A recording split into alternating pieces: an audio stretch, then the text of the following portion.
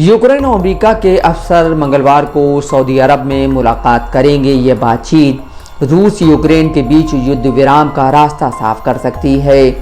इसको लेकर लोगों के जहनों में एक सवाल तैर रहा है कि इस बातचीत के लिए सऊदी अरब को ही क्यों चुना गया है। सऊदी अरब के क्राउन प्रिंस मोहम्मद बिन सलमान के अमेरिकी राष्ट्रपति डोनाल्ड ट्रंप और रूस के राष्ट्रपति व्लादिमीर पुतिन दोनों से अच्छे संबंधों की इसमें अहम भूमिका है। सऊदी अरब ने कहा है कि वह रूस और यूक्रेन के संघर्ष में मध्यस्थ के तौर पर सक्रिय भूमिका निभाएगा। सऊदी अरब के पड़ोस में ही मौजूद कतर भी पिछले 2 दशकों के दौरान दुनिया भर में मध्यस्थता करने वाले देश के तौर पर उभरा है। इसराइल और हमास के बीच गाजा में युद्ध विराम करवाने में भी कतर ने अहम किरदार अदा किया है। इससे पहले भी कतर ने कई शांति समझौते करवाए हैं। सवाल यह है कि आखिर सऊदी अरब और कतर को ही अंतर्राष्ट्रीय शांति समझौते के लिए क्यों चुना जाता है। क्या दोनों मुल्क विश्व गुरु बन गए हैं जो अमन के लिए इनकी ओर रुख किया जाता है। शुरुआत में मोहम्मद बिन सलमान की नेतृत्व शैली ने टकराव पैदा किया। हालांकि अब सऊदी अरब के नेतृत्व ने महसूस किया है कि वो टकराव बढ़ाने की तुलना में शांति के लिए मध्यस्थता कर बड़ी भूमिका निभा सकता है।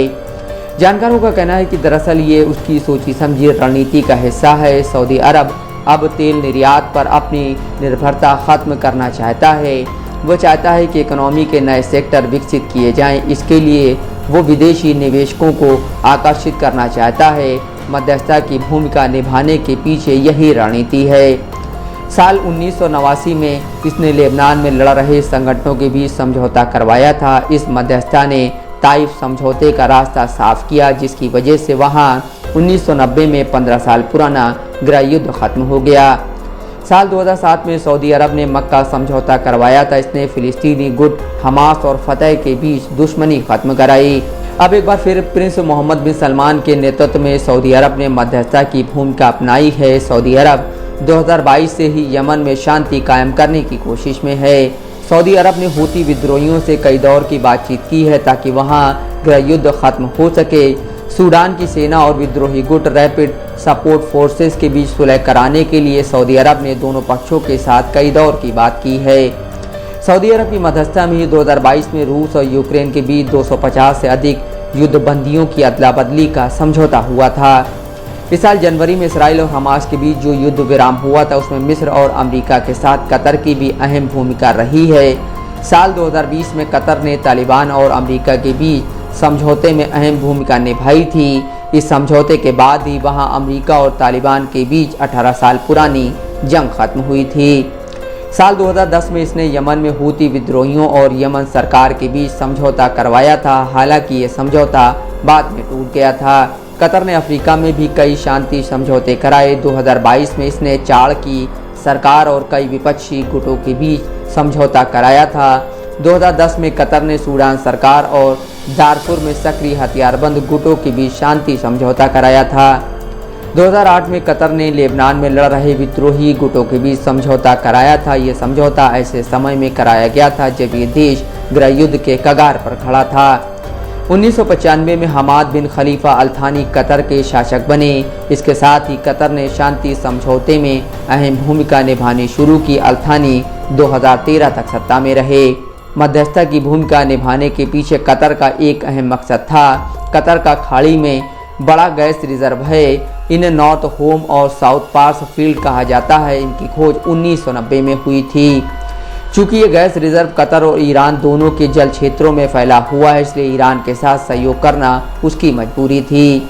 ये भी हकीकत है कि ईरान की उन दिनों सऊदी अरब से दुश्मनी थी। जब कतर ने अपनी गैस फील्ड की खोज की तो उसे लगा कि इसके दोहन के लिए उसे अपना रास्ता तलाशना होगा, लिहाजा उसने मध्यस्थ बनने का रास्ता चुना। कतर को लगा कि अगर वो अलग अलग देशों के बीच शांति समझौता कराता है तो वो कई देशों के साथ अपना नेटवर्क बेहतर बना सकता है। इससे उसके प्रति समर्थन बढ़ सकता है।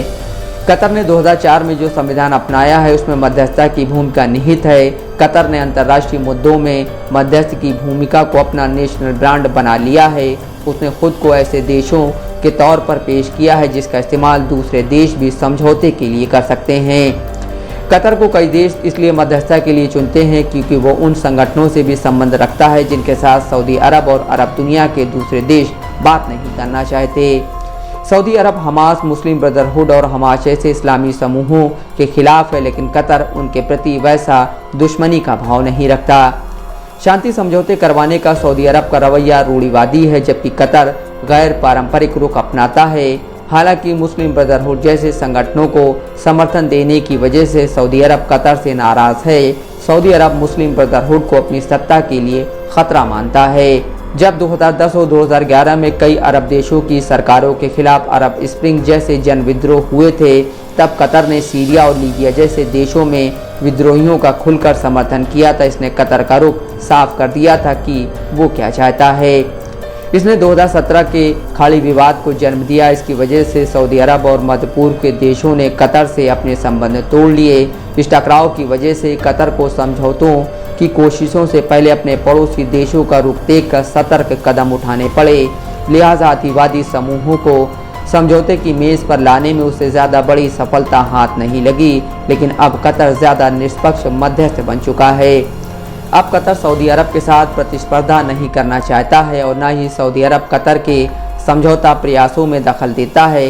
लेकिन अभी भी दुनिया में इतने संघर्ष हो रहे हैं जो दुनिया के दोनों मध्यस्थों को व्यस्त रखने के लिए काफ़ी हैं, और दुनिया मध्यस्थता के लिए इन दोनों देशों की ओर ही रुख कर रही है। Bureau report, Dastak live news.